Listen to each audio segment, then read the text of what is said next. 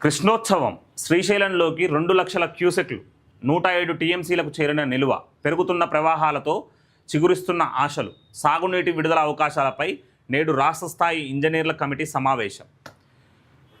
నిన్న 93 టీఎంసీల కాన్నేమో ఉంది, ఒక్క రోజులోనే 107 టీఎంసీలకు చేరింది.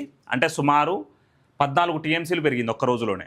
కాబట్టి కృష్ణా జలాలు తీవ్రస్థాయిలో వరద వస్తున్నది కాబట్టి శ్రీశైలం నిండి అంటే పూర్తిగా 284 టీఎంసీలు నిండి అది నాగార్జున సాగర్కి నీటిని విడుదల చేస్తే సుమారు 40 లక్షల ఎకరాలు సాగులోకి వస్తుంది. నల్గొండ, ఖమ్మం, గుంటూరు, కృష్ణా జిల్లా ఇవన్నీ సాగులోకి వస్తాయి. రైతులు కొంత ఆనందపడతారనే విషయాన్ని మనం ఇక్కడ చూస్తున్నాం. రిజర్వాయర్లలోకి నీటి ప్రవాహాలు పెరుగుతూ రైతుల్లో ఆశలు చిగురింపజేస్తున్నాయి. ఈ నేపథ్యంలో వాస్తవ పరిస్థితిని అంచనా వేసి నిర్ణయం తీసుకోవడానికి నీటిపారుదల శాఖ సన్నద్ధమవుతుంది. ఇప్పటి వరకు ఉన్న నిల్వలు, వస్తున్న ప్రవాహాలు, తాగునీటి అవసరాలను పరిగణనలోకి తీసుకొని ప్రస్తుత ఖరీఫ్, వచ్చే రబీ సాగునీటి విడుదలకు ఉన్న అవకాశాలపై చర్చించడానికి సమీకృత నీటి ప్రణాళిక యాజమాన్యం రాష్ట్ర స్థాయి కమిటీ బుధవారం సమావేశం కానుంది.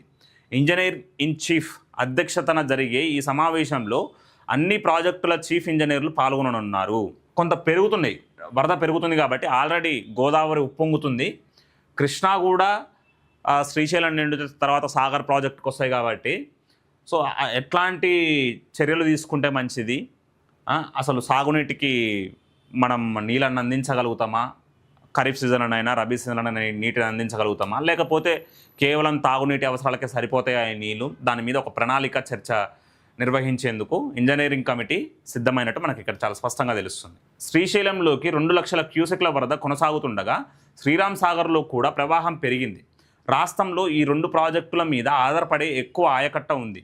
శ్రీశైలం నుండి నాగార్జున సాగర్కు నీటి విడుదల ప్రారంభమైతే సాగర్ ఎడమ కాలువ ఆయకట్టతో పాటు ఎంఆర్ఆర్పి కల్వకుర్తి ప్రాజెక్టుల కింద సాగుకు అవకాశాలు మెరుగుపడతాయి. శ్రీరామ్ సాగర్లోకి మరో 40 టీఎంసీలు వస్తే వానాకాల ఆయకట్ట వరకు కొన్ని తడులు ఇవ్వడానికి వీలవుతుంది.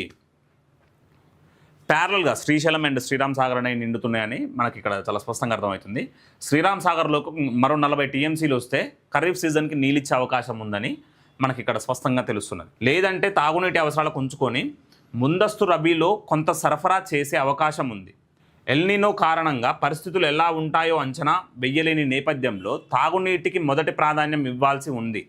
వీటన్నిటిపై రాష్ట్ర స్థాయి ఇంజనీర్ల కమిటీ చర్చించనుంది. గత ఏడాది వరి సాగు మొత్తం 24.74 లక్షల ఎకరాల్లో అరతళ్ళు 15.19 లక్షల ఎకరాలు కలిపి 39.93 లక్షల ఎకరాలకు 381.5 టీఎంసీల నీటిని ప్రాజెక్టుల కింద వినియోగించారు. గత సంవత్సరం మొత్తం ఖరీఫ్ అయినా రబీ అయినా ఎంత 24.74 లక్షల ఎకరాలకేమో పూర్తి స్థాయిలో వరికి, అదేవిధంగా తడి పంటలకి 15.19 లక్షల ఎకరాలకు మొత్తం కలిపి సుమారు 40 లక్షల ఎకరాలకి 381 టీఎంసీల నీటిని ప్రాజెక్టు ద్వారా విడుదల చేశారనేది మనకి ఇక్కడ స్పష్టంగా అర్థమైంది. ఈ రానున్న ఈ 2 వారాలల్లో ప్రాజెక్టులు నింతే కొంత ఖరీఫ్ సీజన్ సాగులోకి వచ్చే అవకాశం ఉంది. రైతులు కూడా సంబరాలు చేసుకుంటారు. పేదరికం విలయతాండవం చేస్తే చాలామంది ఆ ఆకలి కేకలతోటి మరణిస్తారనేది మనకు తెలిసిన విషయమే. కాబట్టి ఇది 1 సంవత్సరం గట్టెక్కితే కనీసం ఖరీఫ్ సీజన్ కన్నా నీళ్ళు వస్తే కొంత లబ్ధి చేకూరుతుంది రైతులకు అనేది మనకి ఇక్కడ స్పష్టంగా అర్థమవుతుంది.